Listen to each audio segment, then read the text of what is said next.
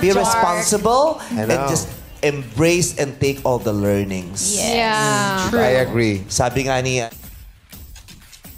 Bes, parinig nga ba si Vice Ganda kay Maris Racal? OMG, Bes, napansin mo yung sinabi ni Vice Ganda sa It's Showtime?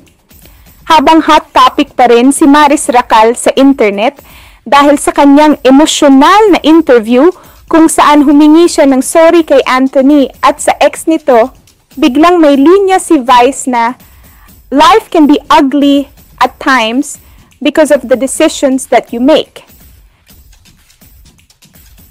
you know, life can be very ugly at times. Yes. Yeah. Because of the decisions that you make. Yes. Can All you throw- gotta do is Bes, ang daming nagsasabi na parang sakto sa nangyari kay Maris, kaya ayun, biglang nagtrending din si Vice. Ang daming chika sa social media, Bes. Sabi ng iba, halatang parinig daw yung sinabi ni Vice kasi sobrang tugma sa eksena. Hala, si Vice talaga, sobrang witty pero ang lakas ng banat, sabi ng isang fan.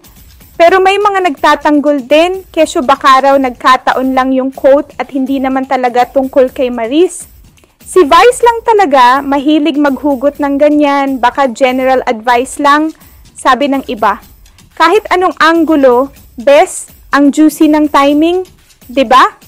Imagine, si Maris todo effort mag-sorry, tapos biglang may ganitong linyahan si Vice. Nagkataon lang ba talaga o talagang may pinaparinggan? Ikaw, Bes, anong tingin mo? Parang may susunod pang pasabog, kaya abangan na lang natin. be responsible I and know. just embrace and take all the learnings. Yeah. I agree. Mag-like, comment at subscribe ka na for more videos.